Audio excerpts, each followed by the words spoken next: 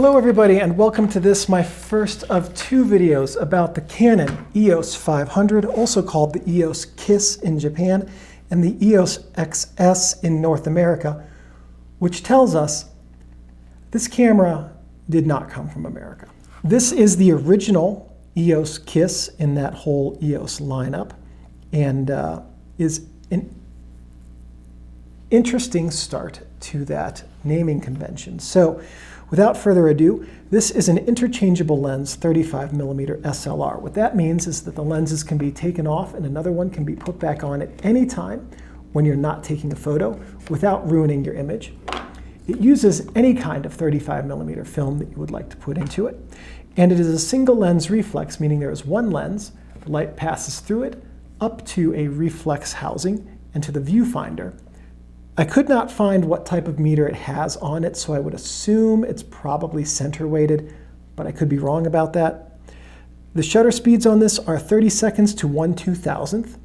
The viewfinder magnification is 0.7x, and it has 90% frame coverage.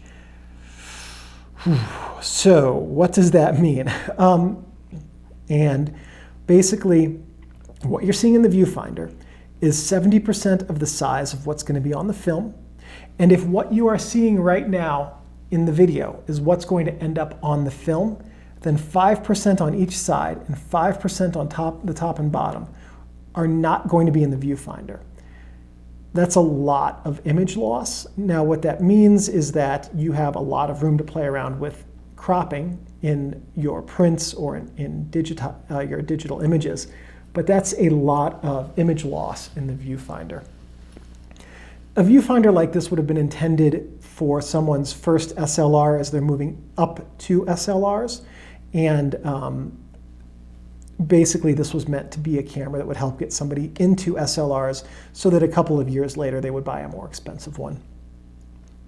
It has a fixed focusing screen with the center and wide autofocus point marks, and the flash on it syncs at 1/90th of a second. The EOS 500 was targeted for entry-level users. It has a pentamirror system.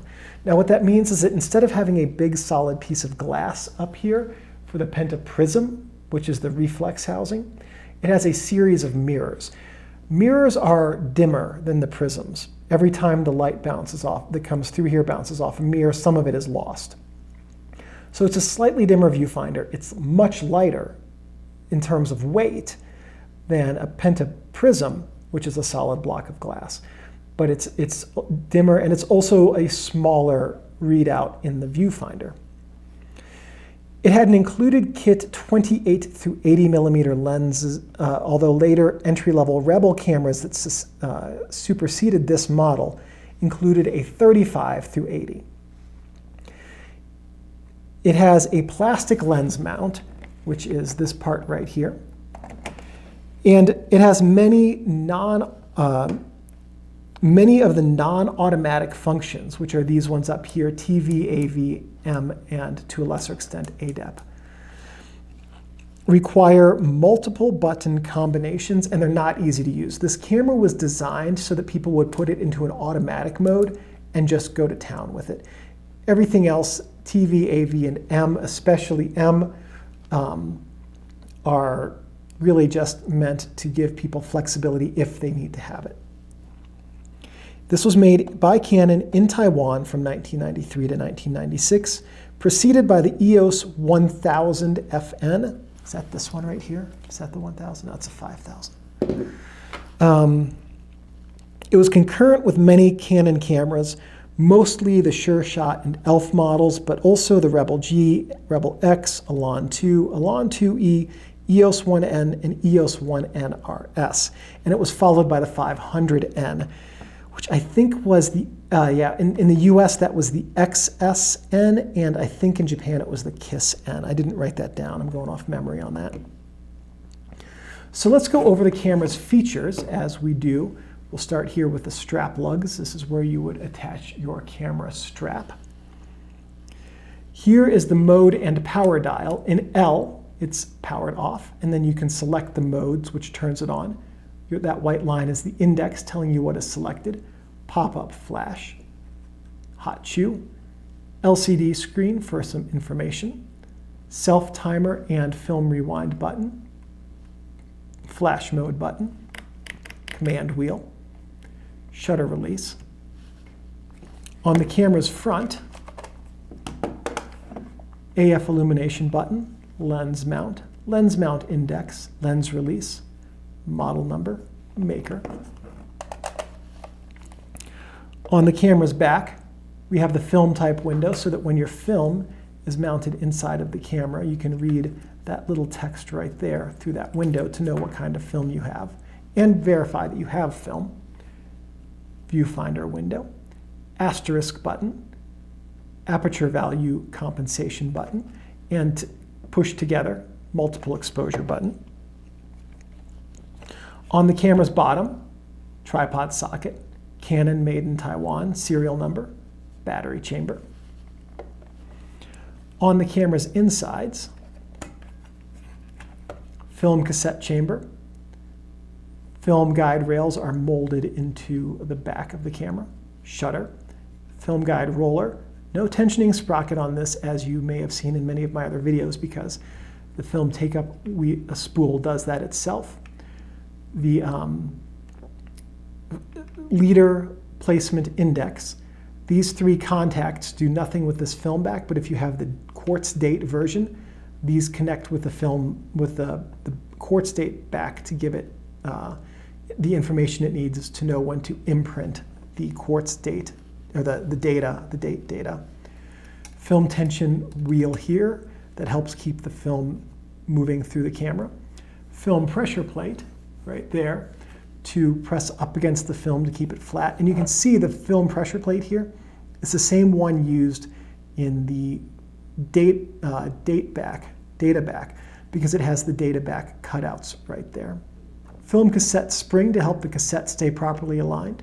Foam light seal so that light doesn't leak in around that window. And then of course I forgot to mention the rewind motor coupling right there. So some notes on the Canon EOS 500, the KISS, the EOS XS. At the time of launch, this was the smallest and lightest 35mm autofocus SLR in the world. And it is very small and very light. And it's impressive how small and light it is. The size and weight owed to the specifications and the pentaprism being a pentamirror and basically the entire camera being made out of molded plastic. The camera pre-winds the film so that there's no rewind following the last frame, meaning when you put the film in, it advances it to the end, and then when you are done, it just takes up the last 2 or 3 frames and you're set. You've taken a whole roll of film and you don't have to rewind it.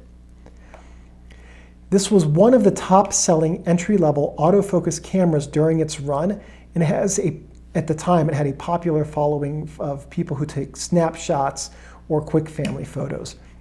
Really kind of solidified the importance of the entry-level market for Canon, which, as I understand it, remains their, today, 24 to 27 years later, their most profitable camera lineup.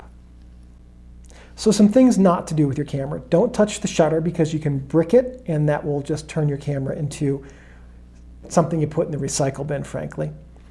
Also, don't touch the mirror in here because your finger oils can desilver it, which would make your viewfinder image even darker and could also affect metering and autofocus. Don't leave your camera or lenses in your car. The heat can damage them. There is enough plastic in this that the heat could warp the camera's plastic if your car got hot enough. Also, lubricating oils in your lens and camera body could get to places they're not supposed to if they get really thin in the heat. And then when they return to their proper viscosity, really muck up your camera's operation. And thick camera oils, or camera oils that freeze, can get thick and gummy when they break down and also mess up the camera's works. And the other thing, of course, is if you leave it in there even for a few minutes, a camera thief isn't going to check and see if it's an entry-level film camera or a digital camera. He's going to smash your window and take your camera, and then you are out a window and a camera. Don't leave your camera in a plastic bag or box because plastic is water permeable, Water will get through that container and it can cause fungus to grow on your optics.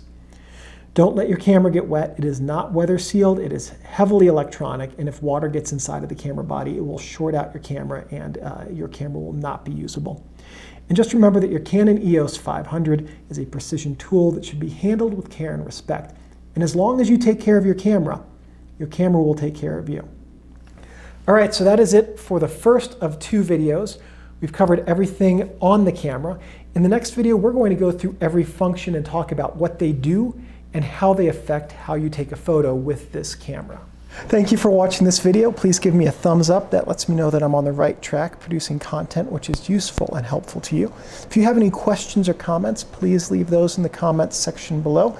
I'm pretty good about checking these every couple of days and answering questions. If you have any suggestions or ideas for future videos, and if I have the technical know-how and equipment, I'm more than happy to make those. One last thing. Thank you everyone for watching, and I'll see you in the next video. I gotta get up, Steinbeck. I have to turn off the camera.